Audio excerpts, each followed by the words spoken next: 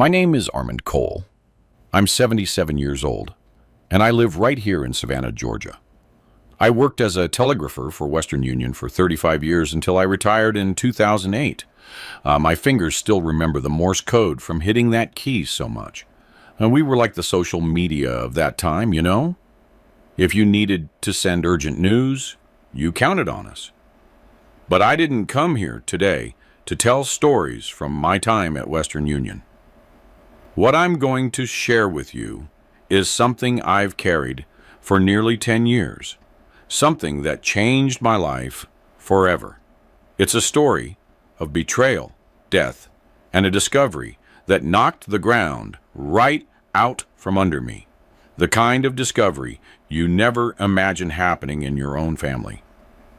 It still hurts to talk about it, but I feel like I need to get it out. Maybe it will help someone going through something similar, or someone who needs to think twice before making certain decisions in life. As we say here in the South, every choice is a road with no return. If you're enjoying my story, drop a like to cheer up this old heart. Subscribe to the channel so you don't miss my next life stories. And tell me in the comments where you're watching this video from and what time it is there right now. It makes me happy to know from which corner of the world and at what time of day you're listening to me. It all started in 2015. I was 67 back then. My wife, Maureen, and I had been married for 42 years. We built our lives here in Savannah, where we raised our two children, Michael and Chandra. The kids had left home long ago, each following their own path. Michael went to Atlanta, and Chandra moved to Charlotte, North Carolina. At that time, it was just me, Maureen, and my father, Ben, who came to live with us after my mother passed away. He was 89 years old, but his mind was sharp as a tack. He was an observant man, the kind who didn't miss a thing, always alert to everything happening around him, even when he seemed to be dozing on the rocking chair on the porch. My father and I were always very close. He worked his whole life as a carpenter, making furniture that was true artwork. Many homes here in Savannah still have pieces made by his hands. On Sunday afternoons, after dinner, that smoked brisket and the collard greens Maureen would make, we would sit on the porch, sip some black coffee, and talk. The smell of that coffee blended with the scent of peach cobbler baking in the oven. That's Georgia right there, isn't it? Maureen worked part-time as an administrative assistant at the county school district, even after I retired. She said she liked to stay busy and have her own little bit of money. I didn't object. In fact, I thought it was a good idea.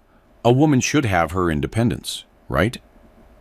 I traveled occasionally to visit my brother, Gary, in Statesboro, about 55 miles from here.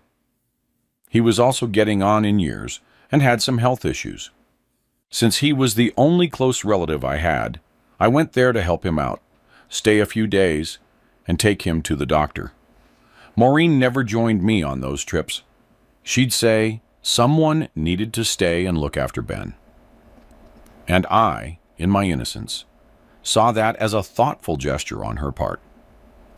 What I didn't know was that while I traveled, something terrible was happening right under my own roof. Something my father discovered. And in trying to warn me, it cost him his life. My father, Ben, always had iron health. Until he was 89, he'd never once set foot in a hospital. Store-bought remedies are just poison, he'd say. He preferred the peppermint and chamomile teas we grew in the yard, right next to the small vegetable garden we kept behind the house. Every morning, before the sun rose, he was already out there tending to his plants. I saw that dedication he had for the earth ever since I was a boy, even though he spent his life working with wood. I was born in 1948, shortly after the Second World War. My father told me that when he heard I was coming, he was finishing a mahogany wardrobe for a wealthy estate owner in the region. He dropped everything and rushed home. The midwife had already done her work, and I was in the arms of my mother, Celeste, who left us in 1998 when I was 50 years old. I grew up right here in Savannah, playing on the cobblestone streets near the historic district, splashing around in the Ogeechee River, and helping my father in the workshop at the back of our property. The smell of freshly cut wood and sawdust on the floor are some of my oldest memories. My father was strict but fair. Work is like praying, Armand. You got to do it right, or don't do it at all, he always said with that heavy South Georgia accent. In 1966, when I was 18, I got a job at Western Union. Back then, having a son with a government job was a source of pride for any family. I remember the day I put on the uniform for the first time. My father wasn't a man of many words, but I saw the pride in his eyes. He clapped me on the shoulder and said, "See there, boy? Education gets you somewhere. Now you got a job that ain't never gonna run out." 5 years later, in 1971, I met Maureen at a church social. She was 20, I was 23. Black hair, brown eyes, and a smile that lit up any room. She was the daughter of farmers from the Macon area and was in Savannah studying to be a teacher. When she walked into the parish hall in a light blue dress, I thought she was the most beautiful girl I had ever seen. I asked her to dance just one song. We ended up dancing all night. We dated for 2 years.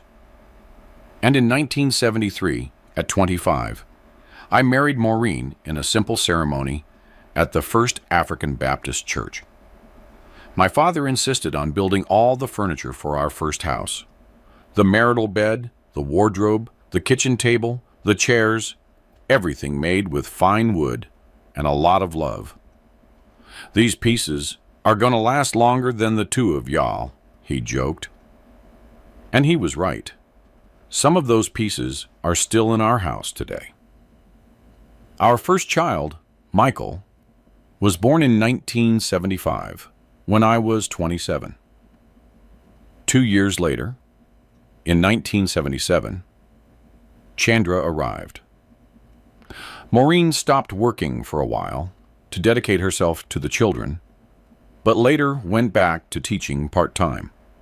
It wasn't easy raising 2 kids on a public servant's salary, but we managed. Sometimes I worked overtime at the telegraph office, especially during holidays like Christmas and New Year's when things were busy. Life went on its natural course. The kids grew up, studied and graduated. Michael went to Georgia Tech for engineering in Atlanta and stayed there. He married a woman named Patricia and gave me 2 grandsons. Chandra graduated in marketing and went to try her luck in Charlotte.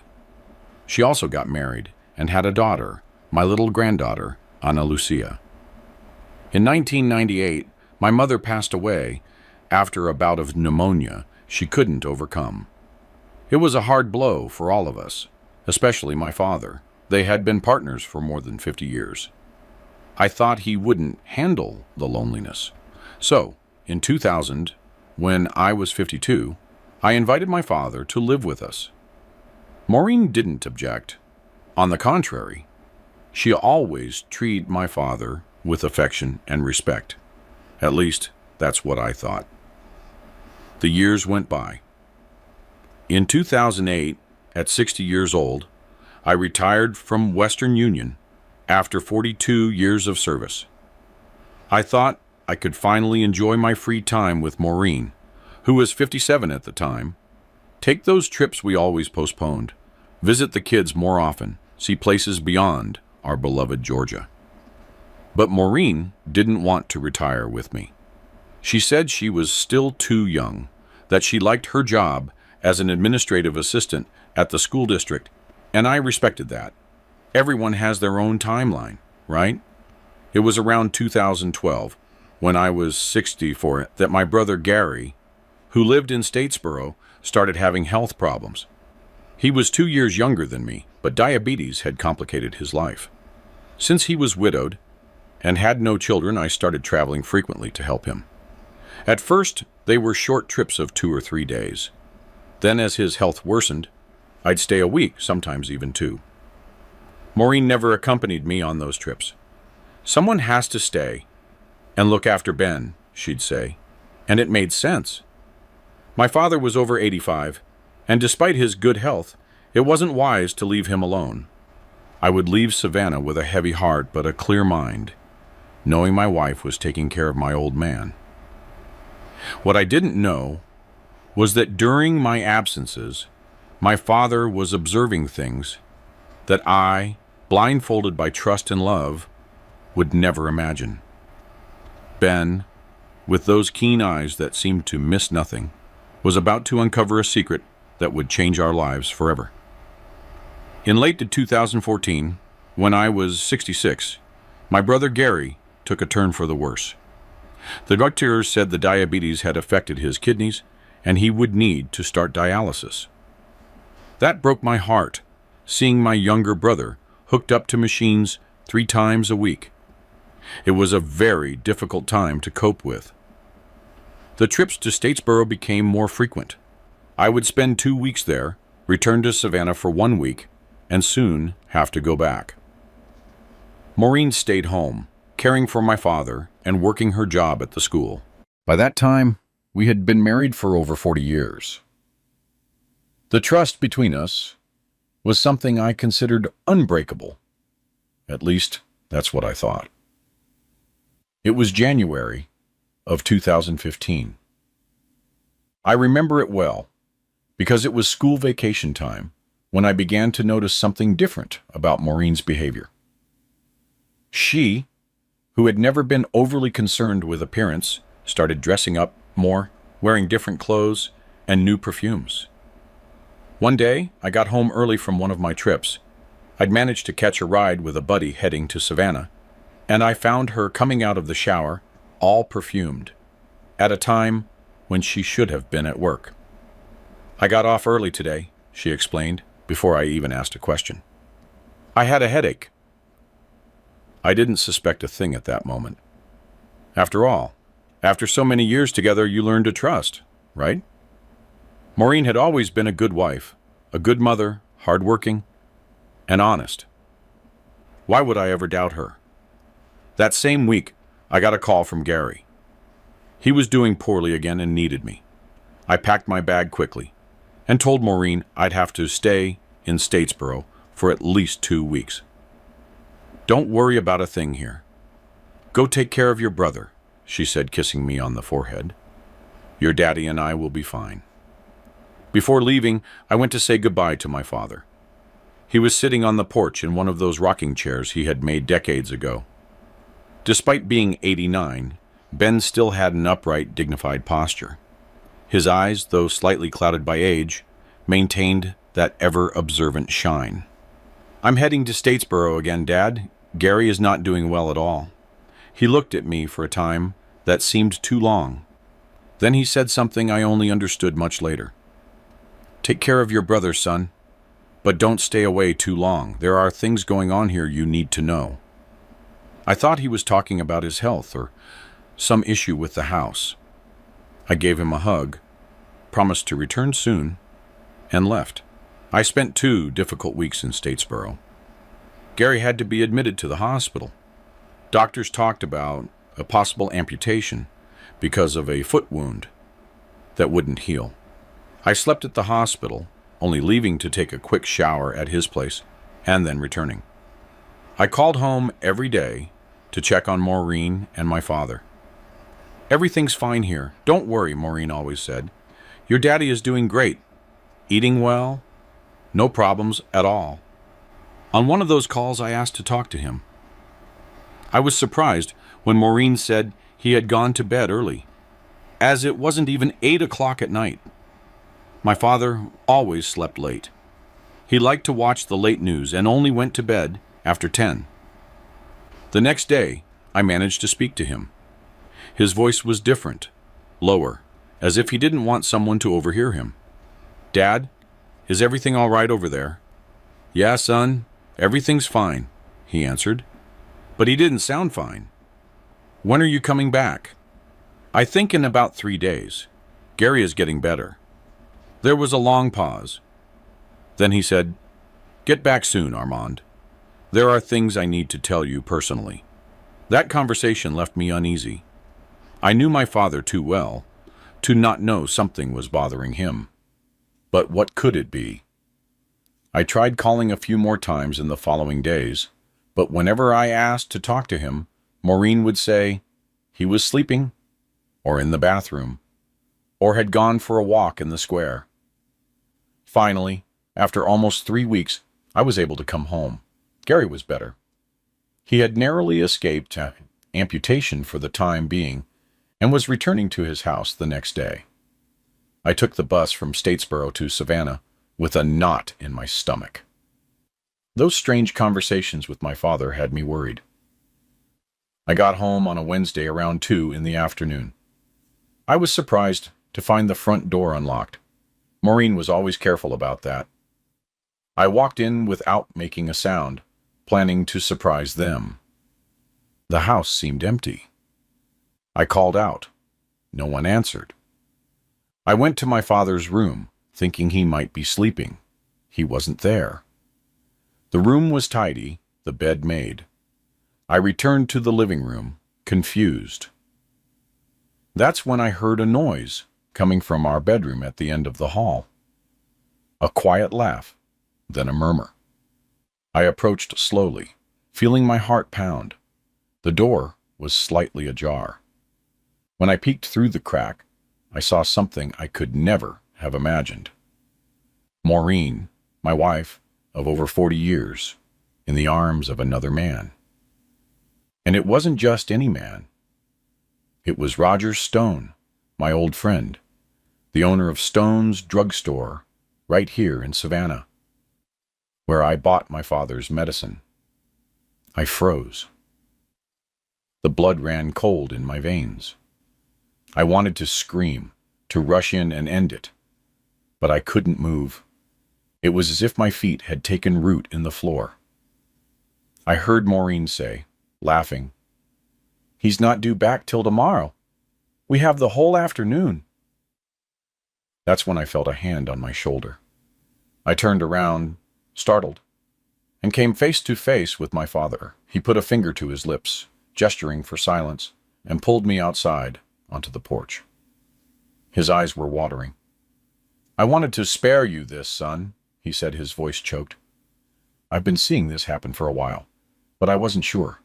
I didn't want to tell you anything without proof. Now, you've seen it with your own eyes." I sank into the rocking chair, stunned. My world had just collapsed. My father sat down next to me and put his hand on my shoulder. "How long, Dad?" "I don't know exactly, son, but for months now. Whenever you travel to Statesboro, sometimes he comes here, other times she goes to meet him. One time, I heard her mention meeting him out by Buddy John's farm." I couldn't believe what I was hearing. Maureen, my lifelong partner, the mother of my children, the grandmother of my grandkids. How could she do this to me? And with Roger, a man who frequented our home, who sat at our table. "What do I do now, Dad?" I asked, feeling lost like a child. Ben looked at me with those wise eyes of a man who had seen much in this life. "Only you can decide that, son. But whatever it is, don't do anything hot-headed. A man who acts on impulse always regrets it later." I took a deep breath, trying to organize my thoughts. An immense rage swelled inside me, but at the same time, a deep sadness invaded my chest. Over 40 years of life together had just gone down the drain. "Let's get out of here, Dad. I don't want to confront her right now, not like this." We took the car and drove to the house of my friend John, who lived on the other side of town. On the way, my father told me more details of what he had observed in recent months. How Maureen would leave at strange times, how she would take calls and go outside to answer them, and how she changed the way she dressed and acted. I tried to talk to her, Armand, my father said. I told her what she was doing wasn't right, that you didn't deserve this. You know what she told me? That I was too old, and I better mind my own business if I didn't want to end up in a nursing home. That hurt almost as much as the betrayal. The woman I loved threatening my elderly father. Who was this person? Did I really know her? We spent the night at John's house. I didn't tell him what had happened. I just said we'd had a problem at home and needed a place to stay. John, a good friend as always, didn't ask any questions. I couldn't sleep that night. I kept going over the last few years in my mind, trying to find signs I might have missed. There were changes, sure, but I always attributed them to time, to the daily grind. It never crossed my mind that Maureen could be unfaithful, especially with Roger. The next morning, I woke up with a crushing pain in my chest. It wasn't physical pain, but the kind of agony only someone who has been betrayed knows. I felt like the ground had disappeared beneath my feet. My world, which I thought was so solid, had crumbled in a matter of seconds. I had a cup of coffee at John's and decided to go home. I had to face Maureen, look her in the eye, and hear what she had to say. My father wanted to come with me, but I asked him to stay. That conversation needed to be just between my wife and me. I arrived home around 10 in the morning. Maureen was in the kitchen fixing lunch. The aroma of smoked brisket filled the house, that same brisket I loved so much, and that she knew was one of my favorite dishes. When she saw me, she smiled, as if nothing had happened. "Aman, you're early. I didn't expect you until tomorrow." I stood in the kitchen doorway, watching her. How could she act so naturally after what she had done? How could she look me in the eye without feeling shame? "Where is my father?" I asked, keeping my voice firm. "He went for a walk round the square. You know how he likes to sit there and watch the traffic." I pulled out a chair and sat at the table. The aroma of fresh coffee and the cheese she had set out used to bring me comfort. That day, it only made me feel more sick. "Maureen, I saw you yesterday with Roger in our bedroom." The smile vanished from her face. The hands stirring the brisket stopped in midair. For a second, I saw fear pass through her eyes. Then an expression I had never seen before. Defiance. "I don't know what you're talking about," she said, going back to stirring the brisket. "Don't lie to me. I saw you. My father saw you too. He's been watching you for months." She dropped the spoon sharply, making a noise that echoed through the silent kitchen. That meddling old man had no business spying on me. Those words hit me like a slap. It wasn't just the confirmation of the betrayal that hurt, but the contempt with which she spoke of my father. A man who had always treated her with respect and kindness. "How long, Maureen? How long has this been going on?" She sighed, as if she were tired of a conversation that had barely begun. "About 2 years, more or less. It started when you traveled for your niece's wedding in Atlanta. Roger stopped by to drop off some medicine for your father. We talked, and it happened. 2 years. 2 years of lies, deception, and false kisses. The pain I felt turned into rage. And why, Maureen? Why do this to me after so many years together?" She looked at me with a coldness I had never seen before. "You really want to know, Armand? Because I was lonely. Because you were never here, always traveling to take care of your brother, always worried about everyone but me. Roger gave me attention. He made me feel desired again.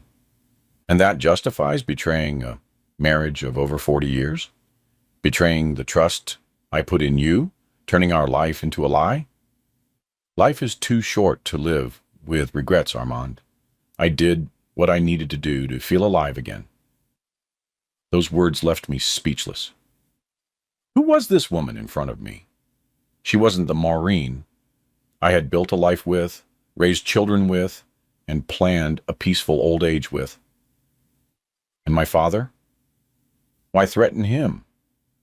He told me you talked about sending him to a nursing home if he told me anything. She shrugged, as if it were unimportant. He was poking his nose where it didn't belong. He was always like that, always in our business, giving his opinion on everything. It was time for him to go to a place where people could take care of him. My blood boiled.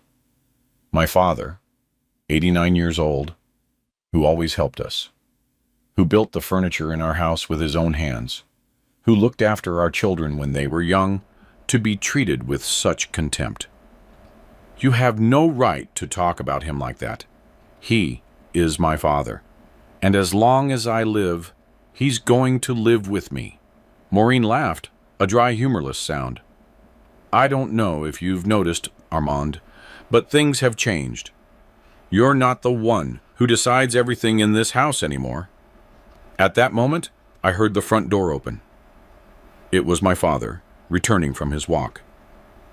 He walked into the kitchen, and, seeing the two of us sitting at the table with tense expressions, he understood that something serious was happening. "Everything all right, son?" he asked, looking at me with concern.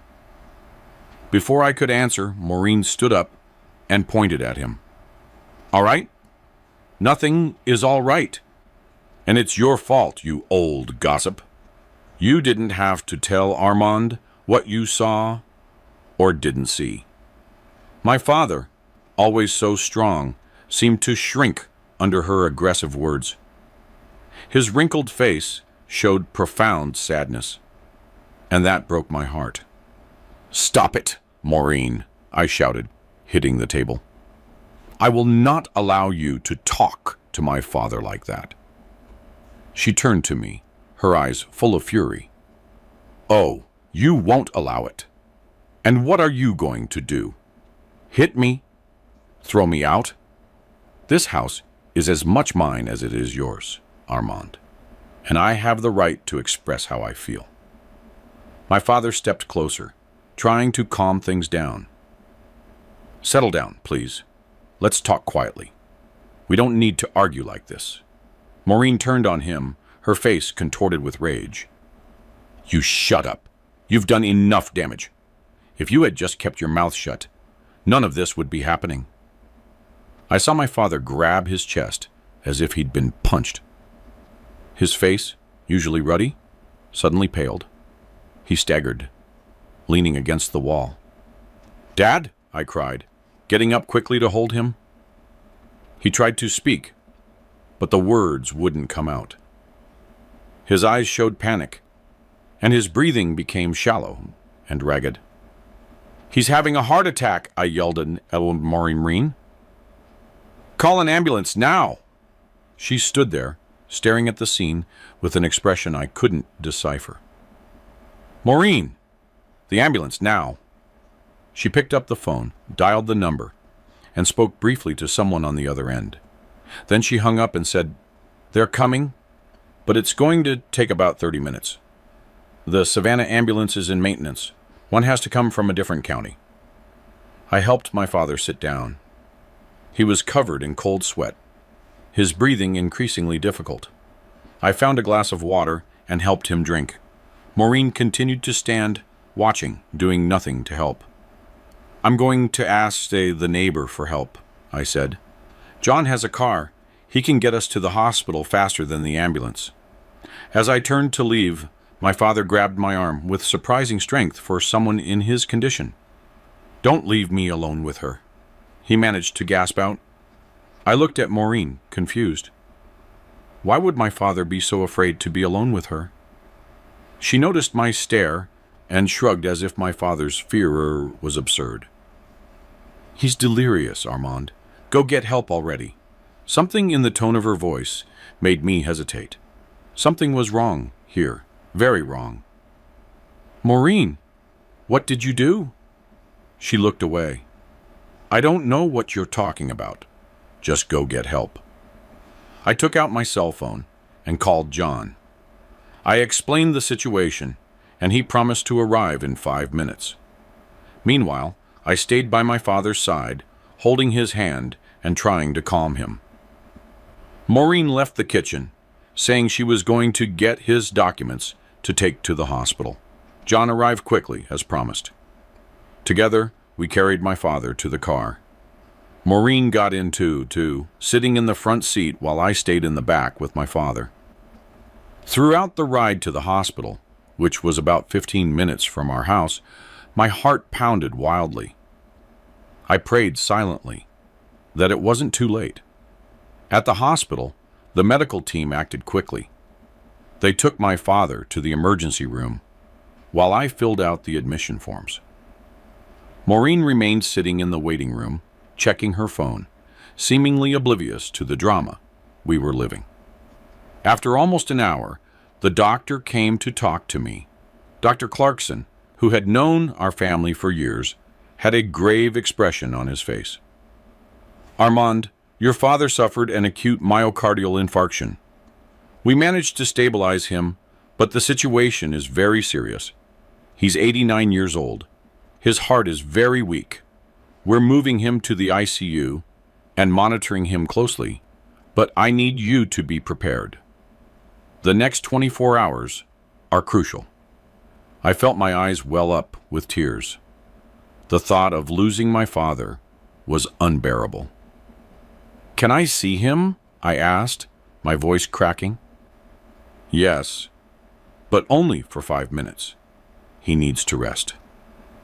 I entered the room where my father was, connected to various machines with an oxygen mask on his face. He looked so fragile, so different from the strong man I had always known. I took his hand, and he slowly opened his eyes. Armand! I'm here, Dad. Everything's going to be all right. You'll recover. He squeezed my hand weakly and struggled to speak. Be careful of her. I heard her talking on the phone. Don't strain yourself, Dad. Just rest now. But he insisted, gathering strength to say something that seemed extremely important to him. She talked to Roger. They're planning. They want to get rid of me. A nurse entered at that moment, saying time was up and I needed to leave. I promised my father I would return soon, and left the room with a heavy heart. His words echoed in my mind. What could Maureen be planning? When I returned to the waiting room, she wasn't there. I asked at the reception, and was informed she had left a few minutes ago, saying she was going home to get a few things and would return shortly. I sat in one of the waiting room chairs, trying to organize my thoughts. Everything was happening too fast. In less than 24 hours, I discovered my wife was cheating on me, had a terrible argument, and watched my father suffer a heart attack. It was as if my life had been turned upside down. I stayed at the hospital all night. Maureen never returned. I called her cell phone several times, but it went straight to voicemail. John, my neighbor, stayed with me for a few hours, but then had to leave. He said he would stop by the house to see if Maureen was there and would let me know. He called about an hour later. Armand, I stopped by your house like I promised. Nobody's there, but I saw Maureen leaving Roger's drugstore as I was driving back home. She got into his car, and they drove off together. That information hit me like a bomb. So that was it. In the midst of all this chaos, with my father fighting for his life, she was with her lover. The rage I felt was indescribable. Thanks for letting me know, John. You need anything else, buddy? No, you've done enough. I'll stay here at the hospital. I'll call you with any news. In the early morning, I was urgently called to the ICU. My father had taken a turn for the worse.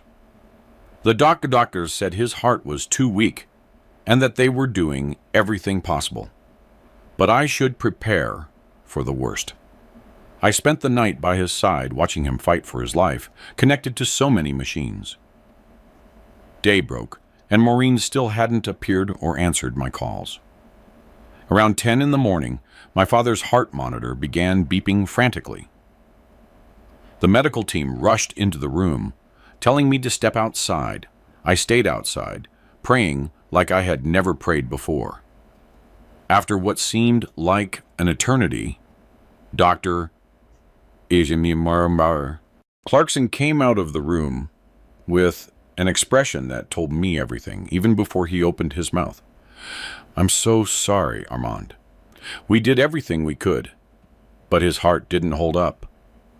At that moment, I felt as if a part of me had died along with my father. Tears came uncontrollably. The man who had always been my role model, my guide, my strength, was gone. And in his last hours, instead of peace and comfort, he had faced yelling, accusations, and fear. When I finally managed to pull myself together a bit, I asked to see my father one last time. I entered the room, and there he was, now without the tubes and machines, looking strangely at peace. I sat by his side and took his cold hand. "Forgive me, Dad," I whispered. "Forgive me for not realizing sooner what was happening, for not protecting you like I should have." I spent some time there, saying my silent goodbye. When I left, I had to deal with all the hospital bureaucracy and the arrangements for the viewing. I called my children, my brother, and close friends. Everyone was shocked by the news and promised to come as fast as they could. It was only as I was leaving the hospital that I saw Maureen arriving. Her eyes were red, as if she had been crying, but something told me those were fake tears. "How is he?" she asked when she saw me. "Dead," I replied dryly. "My father died an hour ago." "Where were you?" She lowered her head, feigning sorrow. "I went home to get a few things, but I ended up falling asleep. I was exhausted." "Don't lie, Maureen. John saw you leaving Roger's drugstore. You drove off together in his car." She looked up, and for the first time, I saw there was no attempt to hide anything. "So what? What's the big deal?" I needed someone to comfort me after everything that happened. The coldness of that response left me speechless. How could someone be so heartless? "My father died, Maureen. He died after hearing you yell at him. After being threatened by you. He died afraid of you. He died because he was old and sick. Armand, don't try to blame me for that." I looked at this stranger who wore the face of the woman I loved for so many years. "I don't want you at the viewing," I said firmly, "or the burial. I don't want you near my family or my friends. When all this is over, I want you out of my house." "That house is as much mine as it is yours," she replied, defiant. "Then I'll leave myself. But you won't get anything that belonged to my father. None of the furniture he made, none of his tools, none of his memories. Nothing." I turned my back and walked away, leaving her standing at the hospital entrance. I had a viewing to arrange and a father to bury. I didn't have time to argue with someone who no longer meant anything to me. My father's viewing took place at the St. John the Baptist Funeral Home here in Savannah. It was a simple ceremony, but it was crowded. Ben was well loved in the city. Former carpentry clients, neighbors, lifelong friends, everyone came to pay their last respects. My children arrived early that afternoon. Michael came from Atlanta with his wife and 2 sons. Chandra managed to catch a flight from Charlotte and arrived a little later, accompanied by her husband and my granddaughter, Ana Lucia, who was barely 5 years old at the time. Seeing them brought me some comfort amid all the pain. "Dad, what exactly happened?" Michael asked me when we had a moment alone. Grandpa was fine the last time I talked to him. I didn't know how much to tell them. How do you explain to your children that their mother, the woman you shared over 4 decades with, was living a double life, that their grandfather had died after an argument caused by her betrayal? Your grandfather suffered a heart attack, I replied, opting for a partial truth. It was very quick. We didn't have time to do much. And Mom, where is she? Chandra asked, looking around. It seems strange that she's not here with you. I took a deep breath. I didn't want to lie to my children, but I also didn't want to turn my father's viewing into a public airing of dirty laundry. Your mother and I are going through a difficult time, I said. A very difficult time. I thought it was better if she didn't come. We'll talk about it later, when things calm down. They exchanged worried glances, but respected my decision not to go into detail at that moment. The burial was the next morning, a gray January day, with that typical South Georgia drizzle. The sky seemed to weep with us as we lowered the casket into the earth. I closed my eyes and silently said goodbye to the man who had been my North Star, my guide, my whole life. We returned home, me, Michael, Chandra, and their families. The house felt different, as if my father's absence had left a void that nothing could fill. To my surprise, Maureen wasn't there. According to the neighbor, Mrs. Consuela, she had left early with a few suitcases. I prepared a simple lunch for the family, rice, beans, and some brisket that Mrs. Consuela had brought over to help. As we ate, we tried to maintain a normal conversation, recalling stories of Grandpa Ben, happy moments we had shared. But Maureen's absence hung over us like a dark cloud. After lunch, when my grandchildren went down for a nap and my sons-in-law went out to buy a few things we needed, I sat with my children on the porch, that same porch where I had talked with my father so many times. Now you can tell us what's going on, Dad, Michael asked. His voice was a mix of concern and firmness. I took a sip of the coffee Chandra had just poured, strong and hot, just the way I like it, and began to speak. I told them everything. The trips to take care of Uncle Gary, the changes in Maureen's behavior, the discovery of the affair, the argument that led to my father's heart attack, and his last words at the hospital. As I spoke, I watched my children's faces go from surprise to indignation, and then to sadness. Chandra cried silently. Michael had his fists clenched, his knuckles white with tension. How could she do that? Chandra asked through tears. With Roger. He was always coming to the house. He was at our birthday parties. And Grandpa, Michael added, his voice breaking. To treat him like that after everything he did for us is unforgivable. I nodded, feeling the weight of that double betrayal. To me as a husband, and to my father as a father-in-law who had always respected her. There's one more thing, I said, recalling my father's final warning. Before he died, your grandfather tried to warn me about something. He said he overheard Maureen talking to Roger on the phone, planning something. He said they wanted to get rid of him. Michael shot up from his seat. You think Mom and that man might have done something to Grandpa? The question hung in the air, heavy as lead.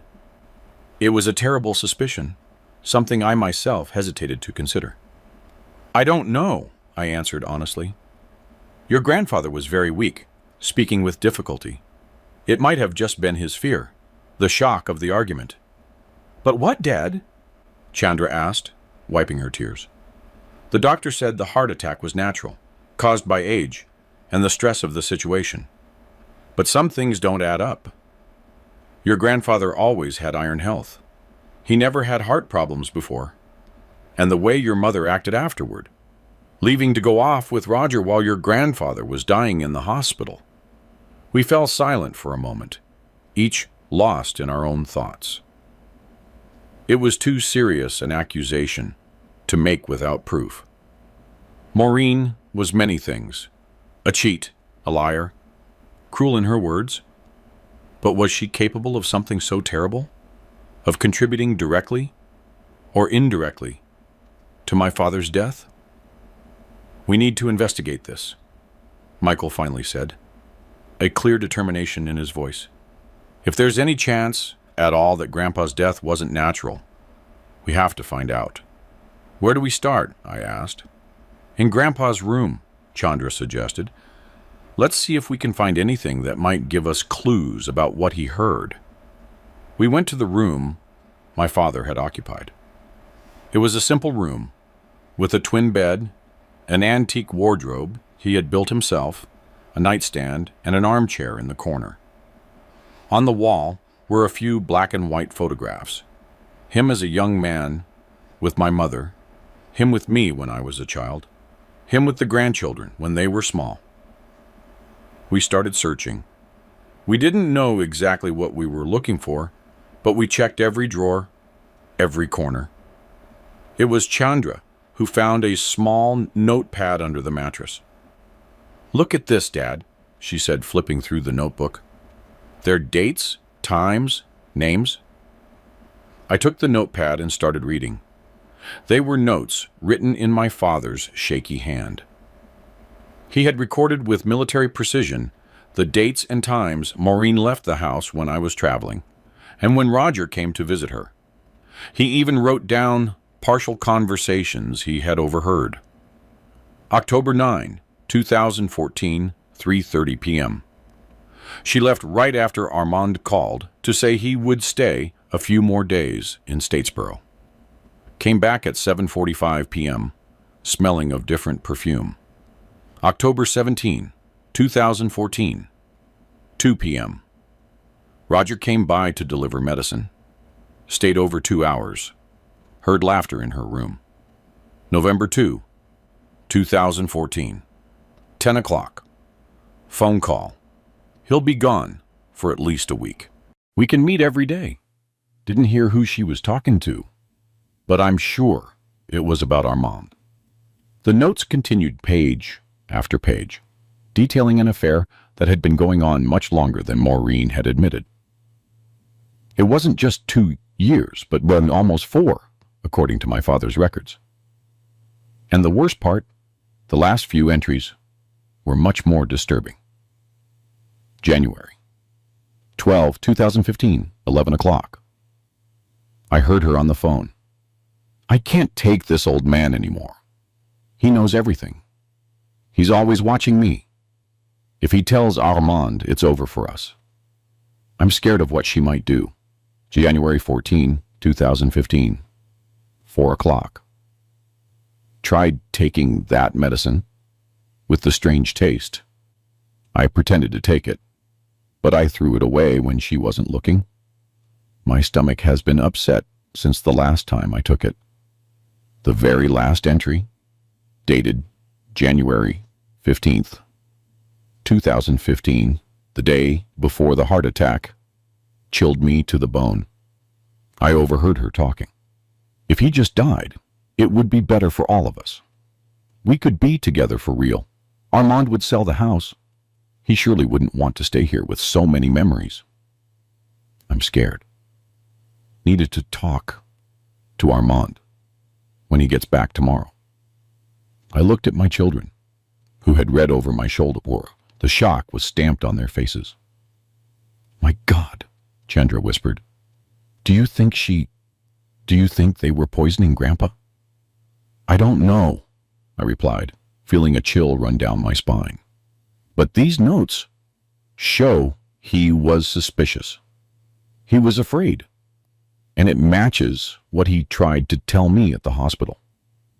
Michael took the notepad from my hands and carefully examined it. This is serious, Dad, very serious. We need to take this to the police. But is it enough? I asked. They're just suspicious notes. We don't have concrete proof that anything was done to your grandfather. Maybe not yet, Michael replied. But this gives the police a good reason to investigate further. They can run tests, check if there was any substance in Grandpa's body. They can interrogate Mom, interrogate Roger. The idea of seeing Maureen being questioned by the police, maybe even arrested, gave me mixed feelings. On one hand, if she truly had done something to harm my father, she deserved to be punished. On the other, she was the mother of my children, the woman with whom I had shared the greater part of my life. Let's think calmly, I said, trying to organize my thoughts. We need to be sure before we take such a serious step. And how are we going to be sure, Dad? Chandra asked. Grandpa has already been buried. There's no way to run tests now. Unless we request an exhumation, Michael finished. It's possible, if there's suspicion of a crime. The idea of digging up my father, of disturbing his eternal rest, repulsed me. But if it was the only way to discover the truth, to get justice. Plus, Michael continued, we need to search her room, see if we can find anything else, and check her cell phone if we can.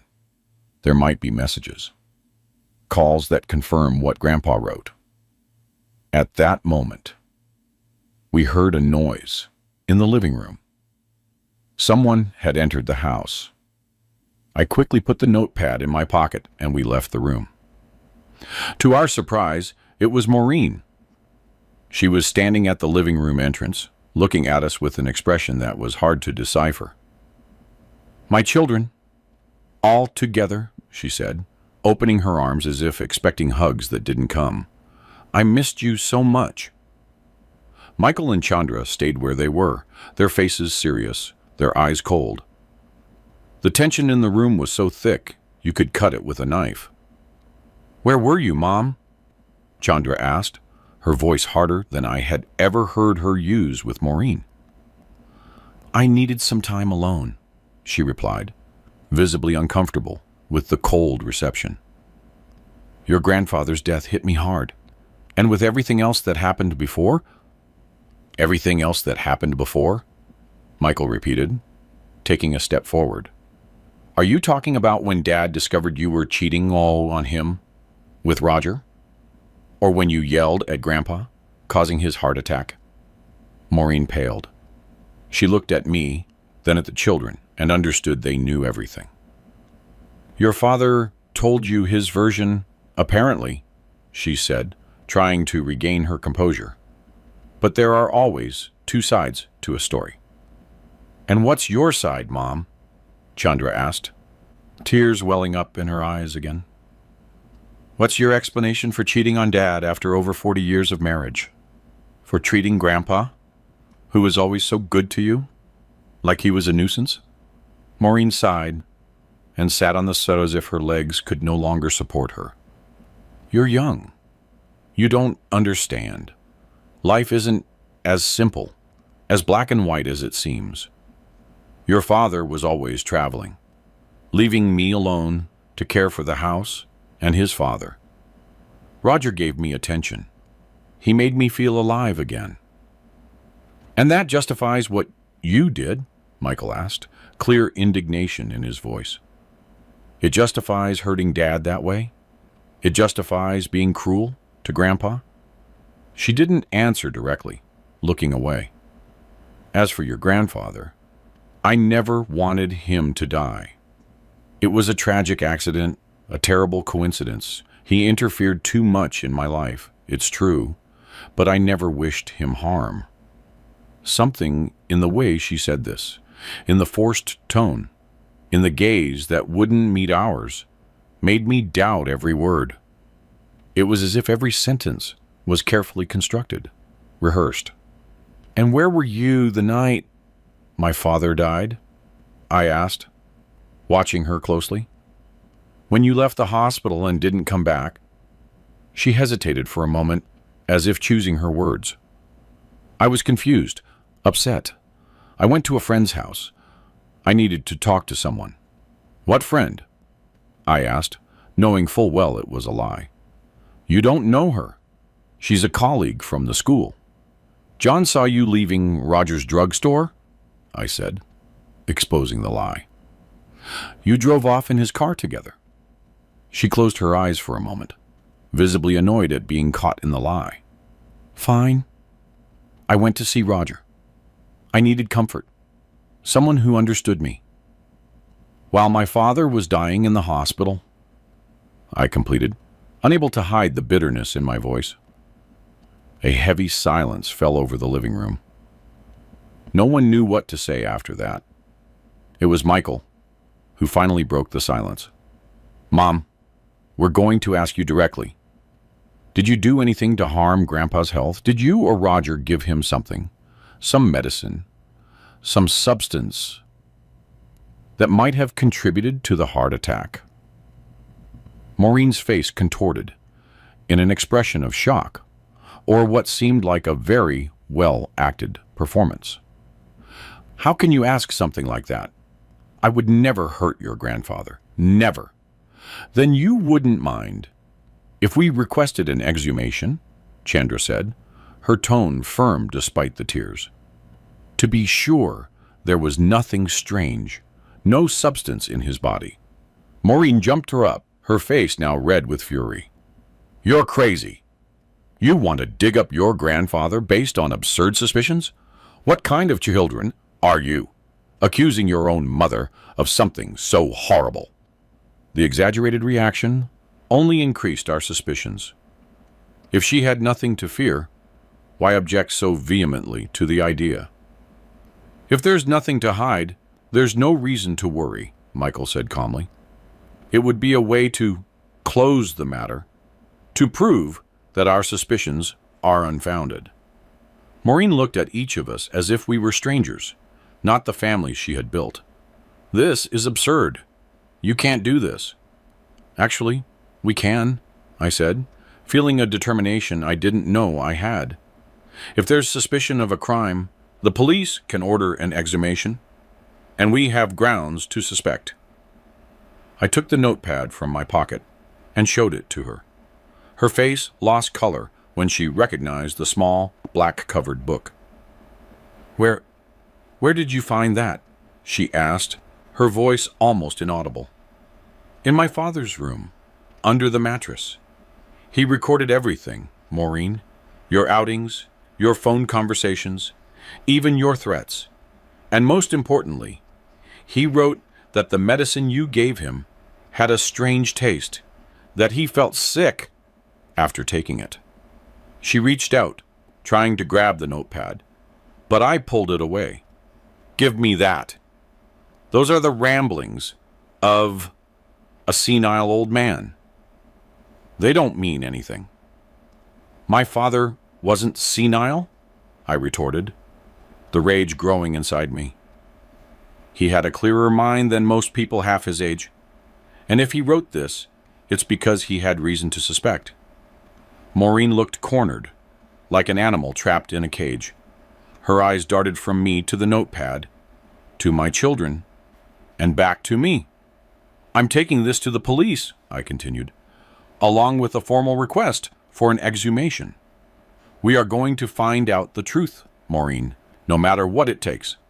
She looked at me for a long moment, and then, surprisingly, a cold smile formed on her lips. Do what you want, Armand. You won't find anything because there's nothing to find. And when this is over, I'm going to sue you for slander and defamation. I'll take half of this house, half of your retirement, and you'll end your days alone and destitute. With those words, she grabbed her purse and walked out, slamming the door shut. The three of us stood in the living room, shocked by the encounter. There was something in her confidence, in the final threat, that made me uneasy. What if we were wrong? What if it was all a tragic coincidence, as she claimed? But my father's words at the hospital, his careful notes, Maureen's overreaction, everything pointed to something much more sinister than a simple marital affair. What do we do now, Dad? Chandra asked, her voice reflecting my own uncertainty. We go to the police, I replied, making a decision.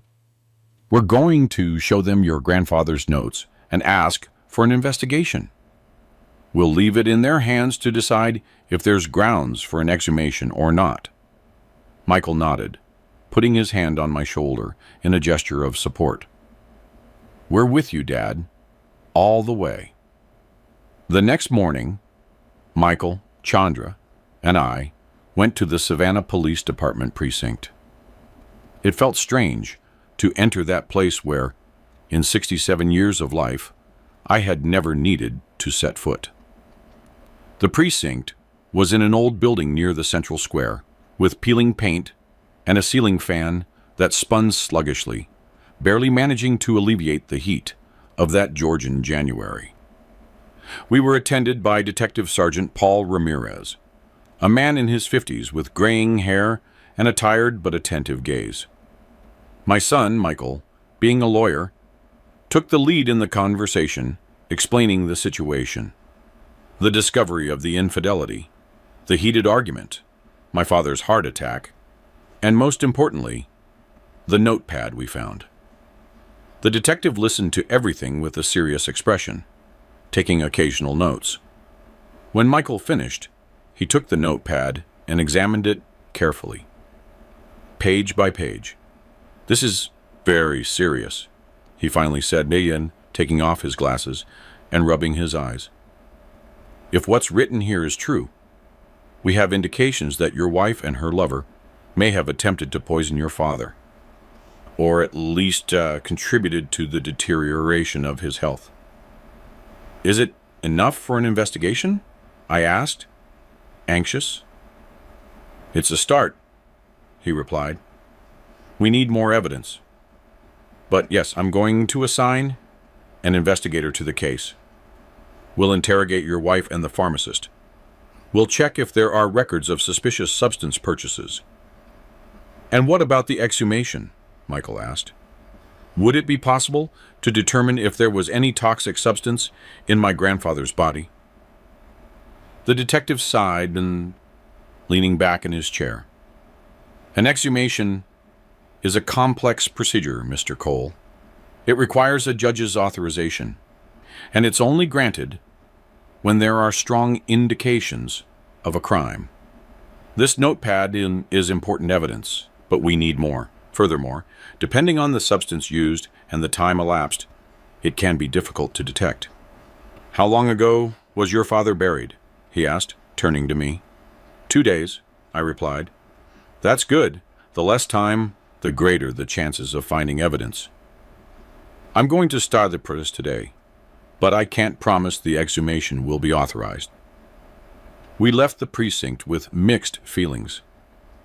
On one hand, it was a relief to know that the authorities would take our suspicions seriously. On the other, the idea that my father could have been poisoned by Maureen and Roger caused me indescribable pain. In the days that followed, the police began their investigation. Maureen was called in to testify, as was Roger. Both vehemently denied any involvement in my father's death. According to the detective, they confirmed the extramarital affair, but insisted that Ben's death had been natural, caused by his advanced age and the stress of the argument. A week after the burial, I received a phone call from Detective Ramirez. "Mr. Cole, we have news. The judge authorized the exhumation. It will take place tomorrow morning."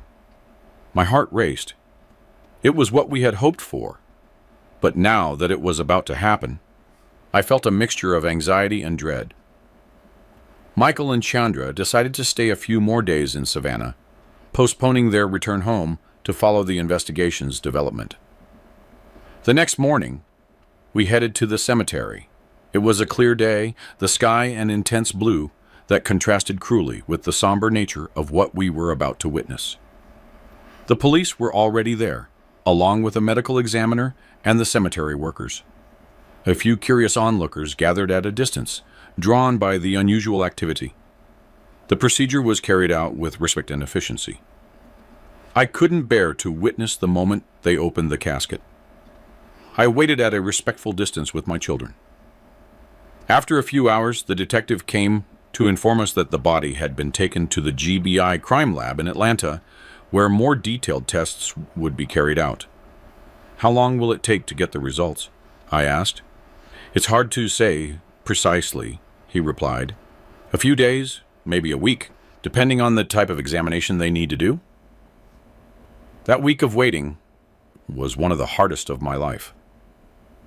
Every minute felt like an hour, every hour a whole day. My children returned home, but we kept in daily contact by phone. Maureen was staying at a friend's house, or so she said, and we hadn't spoken since the argument. On the 8th day after the exhumation, Detective Ramirez called me to the precinct. From his voice on the phone, I knew he had important news. When I arrived, he was sitting behind his desk with an open folder in front of him. "Mr. Cole, we received the results of the toxicology tests," he said as soon as I sat down, "and they confirmed the presence of a toxic substance in your father's body." I felt as if the air had been sucked out of my lungs. "What substance?" I managed to ask. "Digitoxin. It's a cardiac glycoside used in some medications for heart failure. In normal dose, it's therapeutic. In high dose, it can cause severe arrhythmias and cardiac arrest." And my father was taking this? How? According to the report, the substance was present at levels far above therapeutic. Considering your father had no prescription for this medication, the conclusion is that it was administered criminally. I closed my eyes, trying to absorb the impact of that revelation. My father hadn't died of natural causes. He had been poisoned. "What happens now?" I asked, my voice barely audible.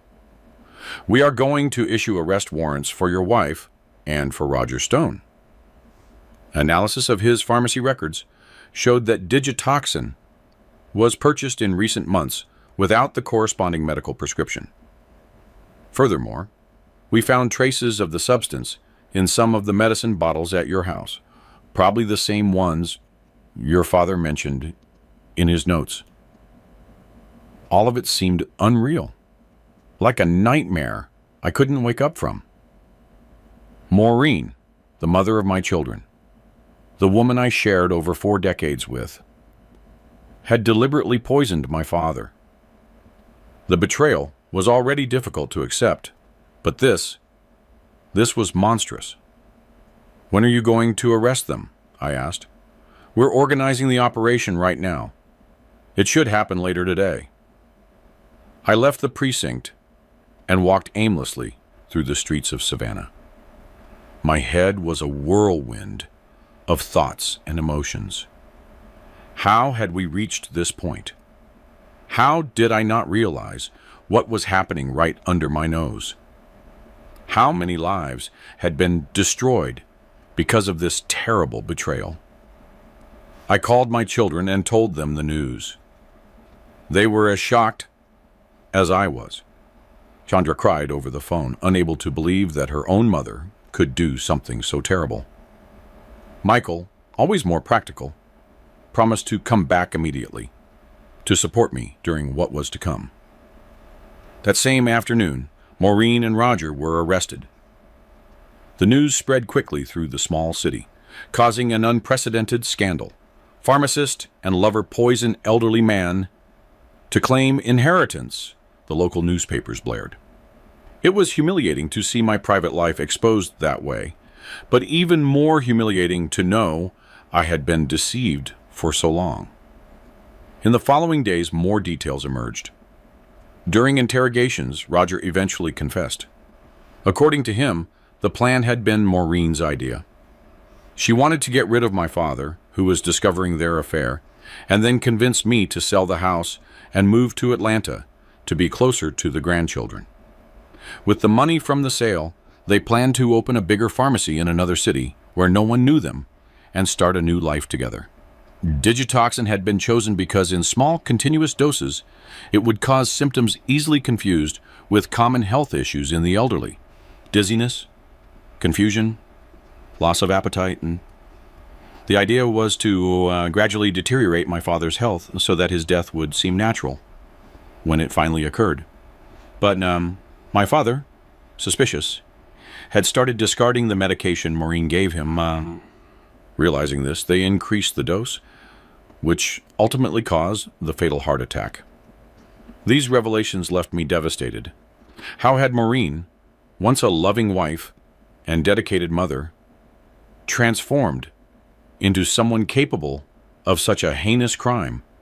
What kind of sick love was it that she felt for Roger that made her abandon all morals and ethics? The case went to trial 6 months later, in July of 2015. It was one of the most difficult periods of my life. Seeing Maureen in the dock, hearing the sordid details of the case discussed publicly, facing the pitying glances of acquaintances, all of it was almost unbearable. But the worst part was the moment she looked at me during the trial. There was no regret in that gaze, only cold calculation, as if she were evaluating the chances of escaping conviction. In that instant, I understood that the woman I loved had disappeared a long time ago, if she had ever truly existed. Roger was sentenced to 15 years in prison for manslaughter. Maureen, considered the mastermind behind the crime, received a longer sentence, 20 years. Both were sent to different prisons in the state. When the trial ended and the sentences were handed down, I felt a strange mix of relief and sadness. Justice had been served for my father, but at what cost? Our family was shattered. My children had lost not only their grandfather, but also their mother in a way none of us could have imagined. I returned home. That house that now seemed too large, too empty without my father's presence. I had to decide what to do with my life. Should I stay in Savannah, where every corner, every familiar face reminded me of the betrayal and the crime, or start over somewhere else, far from the painful memories? After much thought, I decided to move to Atlanta, to be closer to Michael and my grandsons. Not because that's what Maureen had planned, but because I needed the support of family at that difficult time. I sold the house, that very house where so many good and bad memories had been created, and I bought a small but comfortable apartment in the Buckhead area. The only things I couldn't part with were the pieces of furniture my father made, the kitchen table where so many family meals were shared, the wardrobe he had built with such care, the rocking chair from the porch. They were tangible pieces of his presence, and I clung to them like a castaway clinging to a lifesaver. Time went by. Days turned into weeks, weeks into months, months into years. The pain never completely disappeared, but I learned to live with it. Little by little, I started rebuilding my life, finding small joys in the everyday. Visits from the grandchildren, talks with Michael, walks in the park near home. Chandra, who lived in Charlotte, came to visit regularly. She was the one who suffered the most from everything that happened. Her relationship with her mother had always been very close, and Maureen's betrayal and crime affected her deeply. For a while, she withdrew from everything and everyone, plunging herself into work as a form of escape. But eventually, with the help of therapy and family support, she also began to recover. In 2018, 3 years after Maureen's conviction, I received a letter from her from prison. It was the first time she had tried to make contact since the trial. I hesitated a long time before opening it.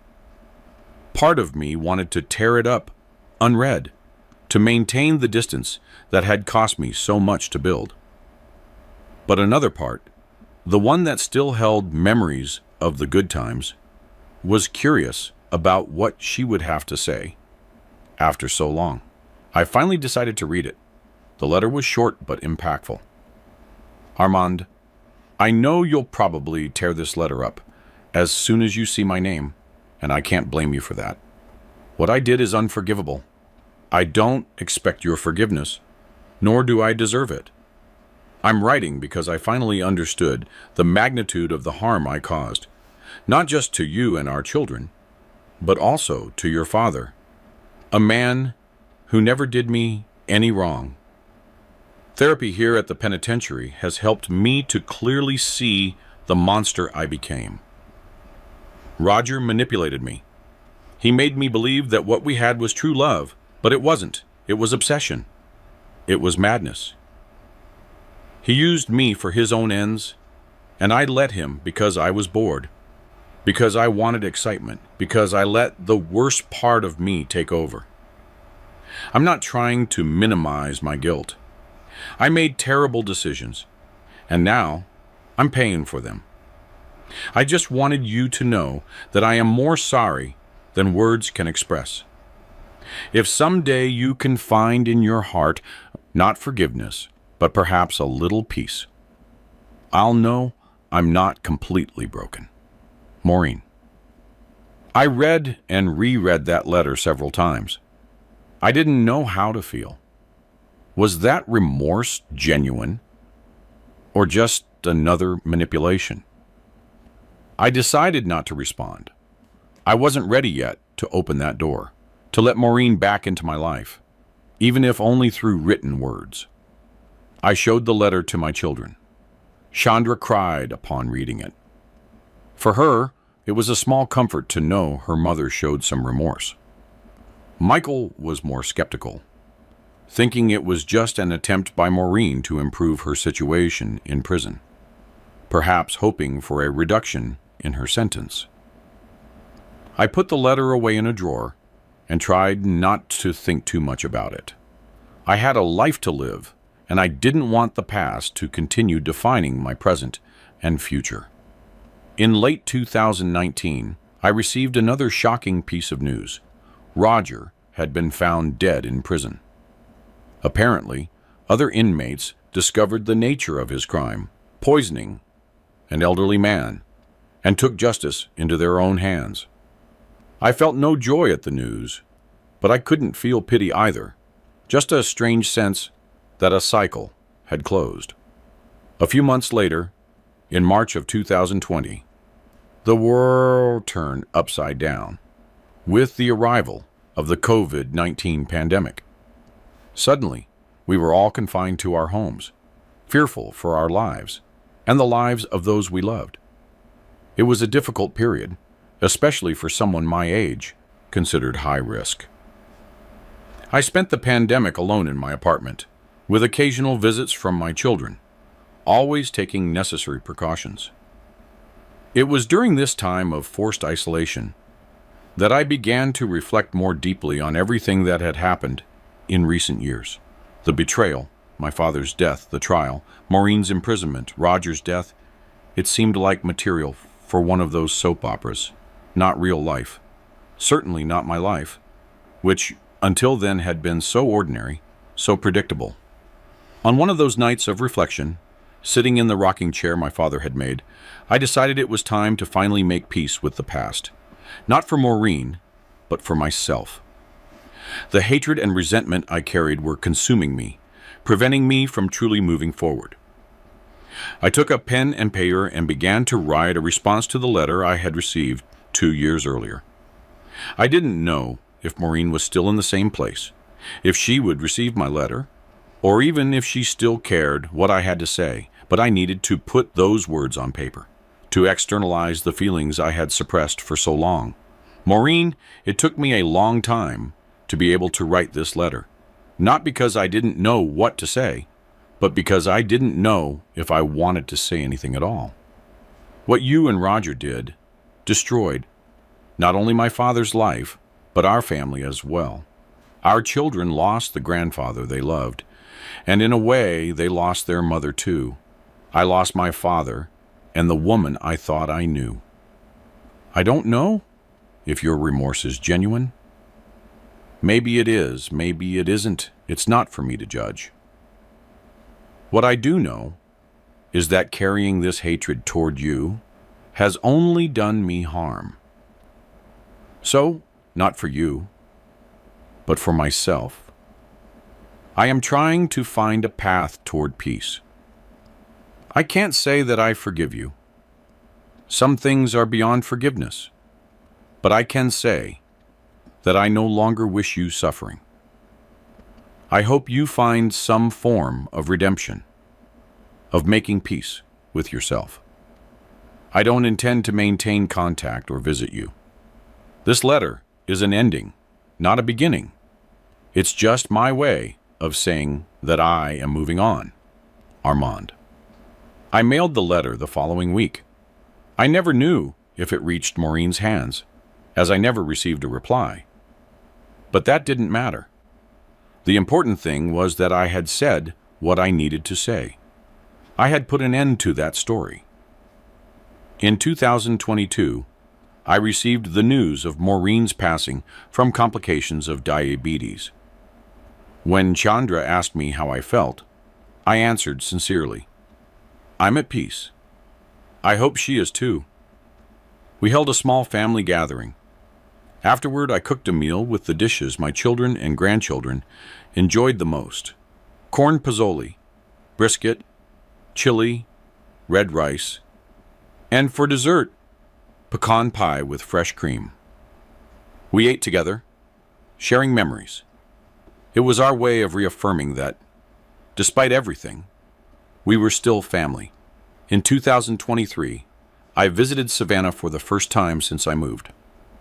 I saw the house where we lived, the cemetery where my father was buried, and Roger's old drugstore. I had lunch at a place called the Southern Table, savoring some authentic fried chicken.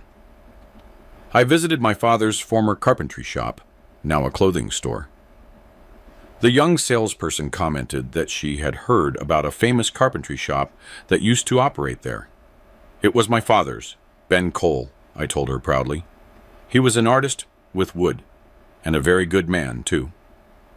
I left with a lighter heart, feeling like I had completed an important cycle. In 2024, my grandson, Raphael, Michael's son, surprised me by asking me to teach him carpentry, just like my father had taught me. We started with simple projects, a box, a stool, a picture frame. Seeing his young hands working the wood reminded me intensely of my father. "Grandpa," he said, "I think I found what I want to do with my life. I want to be a carpenter, like great-grandpa Ben." "Your great-grandfather would be so proud," I replied, my voice thick with emotion. Today, in 2025, at 77 years old, I sit in the same rocking chair my father built. It has crossed generations, moved between houses, and witnessed joys and tragedies. Like me, it has aged, gaining marks and scars, but it remains firm. On the living room towel, I keep a wooden box Raphael made, containing my father's notes, not to harbor resentment, but as a reminder of how life can change in an instant, and how we must cherish every moment with those we love. The most important lesson I learned is that forgiveness is not a gift for others, but for ourselves. To forgive doesn't mean forgetting or pretending the pain didn't exist, but freeing yourself from the shackles of the past. Did I fully forgive Maureen? Maybe not. Some wounds are too deep, but I found peace. I didn't let her actions define the rest of my life. I found joy in the small things, in the smile of my grandchildren, in the embrace of my children, in the morning black coffee, in the aroma of sweet bread coming out of the oven. Happiness is not in the grand moments, but in the everyday, in simple routines, in gestures of affection. I also learned that we are stronger than we imagine. When I lost my father and discovered Maureen's betrayal, I thought I couldn't go on. But here I am, years later, not just surviving, but living with purpose. Life is like a carpenter's work. It starts with a raw piece, full of imperfections. It takes patience to sand down the rough edges, skill to cut in the right place, and wisdom to know when a part should be discarded. And in the end, if we have luck and perseverance, we create something beautiful that remains after we are gone. If you're enjoying my story, drop a like to cheer up this old heart. Subscribe to the Grandfather's Journals channel so you don't miss my next life stories. And tell me in the comments where you're watching this video from and what time it is there right now. Have you gone through a great disappointment in life? How did you manage to move forward? This grandpa is very happy to know who is on the other side listening to me. Always remember, no matter how dark the night, the sun always shines again. No matter how difficult the road, there is always a new horizon. Life continues, and we, stubborn as we are, continue with it. A big hug from this 77-year-old man who still has much to live and much to share with you. Until the next story, God willing.